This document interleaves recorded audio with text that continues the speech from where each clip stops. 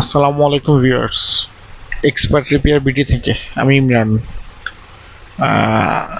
আজকে আমরা যে সমস্যাটি ফেস করছি সেটা হচ্ছে আপনার রেডমি 9 পাওয়ার বা পোকো M2, এই দুটো ফোনের মাদারবোর্ড একই ধরনের, আপনারা জানেন। এই ফোনটি নর্মালি কখনো নো সার্ভিস দেখাচ্ছে, কখনো ইমার্জেন্সি কল, হ্যাঁ, ফোন আসা যাওয়া করছে না। এটা মূলত এটির সমস্যা। তো দেখুন কীভাবে এটা ফিক্স করা যায়। তো সবার আগে আমার কাছে যেহেতু একটা সেম একই ধরনের মাদারবোর্ড আছে ড্যামেজ, তো আমরা যেটা করব, এটার 4GPF-টা আমরা একটু খুলবো। আমি নেটওয়ার্ক আইসিটা খোলার পর এটাকে আমরা সবার আগে সবচেয়ে বেস্ট হয় যদি আপনার এটাকে একটু রিভলভ করে আমরা লাগাই, সেক্ষেত্রে যে আইসি যে লেগগুলো মিস করার চান্সেসটা খুবই কম থাকে এবং খুব সুন্দরভাবে মাদারবোর্ডে অ্যাডজাস্ট হয়ে যায়। আমরা রিভলভ ছাড়াও লাগাইতে পারি, বাট রিভলভ করাটা আমার কাছে মনে হয় বেস্ট। সেক্ষেত্রে আইসিটা খুব অল্প সময় খুব সুন্দর। আর যেহেতু এই আইসিগুলো রিভলভ করতে খুব সময় লাগে না, সর্বোচ্চ 1 থেকে 1.5 মিনিট এনাফ। তাই জাস্ট একটু পেস্ট দিলাম, একটু মুছে, জাস্ট আমরা পেস্ট হাত দিয়ে মুছে আমরা একটু হট এয়ার গান দিয়ে একটু 260 টেম্পারেচার দিয়ে একটু হিটিং করলে বলগুলো রেডি হয়ে যাবে। একবার যদি একটু নিবিশ দেখা যায় একটু কেটে নিব, কেটে আবার দ্বিতীয়বার রিভলভ করে নেব।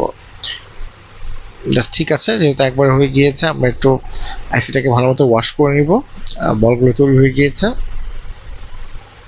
তারপর আমরা আইসিটাকে মাদারবোর্ডে ইনস্টল করবো। সেক্ষেত্রে যেটা একবার একটু পেস্ট দিয়ে আইসিটাকে আমরা একটু হিটিং করে নিলাম।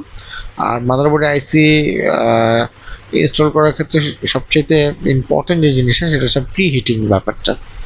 অবশ্যই আমরা মাদারবোর্ডটাকে একটু ভালো মতো ফ্রেশ করে একটু পেস্টে প্রি হিট করে নেব। সেক্ষেত্রে খুব ইজিলি আইসিটা মাদারবোর্ডে বসে যাবে এবং আপনার আইসিটার বলগুলো নষ্ট হবে না এবং খুব সুন্দরভাবে বসে যাবে। এটার কারণটা হচ্ছে বোর্ডটা যদি আগে থেকে হিট থাকে তখন আসলে সময়টা খুব অল্প পরিমাণে লাগে। আইসিটা আপনি রেখে যদি হিটিং করেন সেক্ষেত্রে আইসির মধ্যে প্রচুর পরিমাণ টেম্পারেচার দিতে হয়, হিট পড়ে, সেক্ষেত্রে অনেক সময় আইসিটা নষ্ট হয়ে যাওয়ার কিংবা অধিক সময়ের কারণে একটার সাথে একটা বল শর্টিং হয়ে যাওয়ার চান্সেস থাকে। খুব ভালো মতো আমরা পুরো আইসি মাদারবোর্ডটাকে ফ্রেশ করে নিয়েছি, তারপর একটু এখানে টেম্পারেচার দিয়েছি। বোর্ডটা মোটামুটি বেশ ভালো গরম টেম্পারেচার আছে। এখন আইসিটাকে বসিয়ে জাস্ট একটু হিটিং করলে অটোমেটিকলি আইসিটার জায়গাতে সেট হয়ে যায়, বসে যাবে, আপনার কিছুই করতে হবে না। জাস্ট আমি একটু নাড়িয়ে দিচ্ছি। ওকে, ডান, আইসিটা বসে গিয়েছে জায়গা মতো। আমরা এবার একটু অপেক্ষা করবো বোর্ডটি ঠান্ডা হওয়ার জন্য।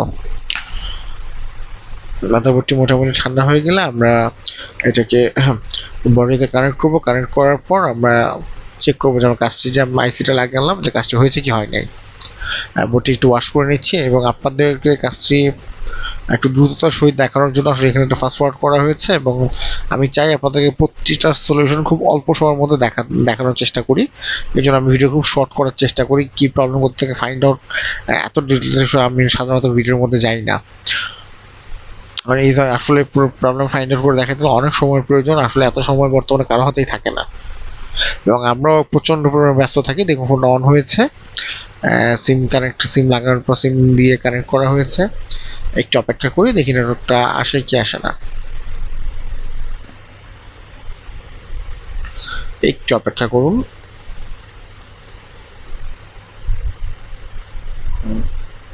দেখতে পাচ্ছেন একটি সিমের নেটওয়ার্ক অলরেডি চলে এসেছে, সেকেন্ডটিও চলে এসেছে। অল ডান, ওকে, দেখতে পাচ্ছেন ফুল নেটওয়ার্ক দেখাচ্ছে একেবারে। যদি এখনো ফোনটা ফিটিং করি না, ফিটিং করলে অ্যান্টেনাগুলো কানেকশন প্লাস একবার 100% পারফেক্ট থাকবে। তারপর আমরা ব্যালেন্সটা চেক করবো, দেখবো যে কাজ করছে কিনা নেটওয়ার্ক আমাদের। দেখুন আমাদের ব্যালেন্স দেখিয়েছে, ফোন সম্পূর্ণ ঠিক আছে, ওকে এবং পারফেক্ট। Thank you. তো দেখা হবে নেক্সট কোনো ভিডিওতে। প্লিজ আমার চ্যানেলটি একটু সাবস্ক্রাইব করে রাখবেন আপনারা এই ধরনের নতুন নতুন ভিডিও পাওয়ার জন্য। Thank you.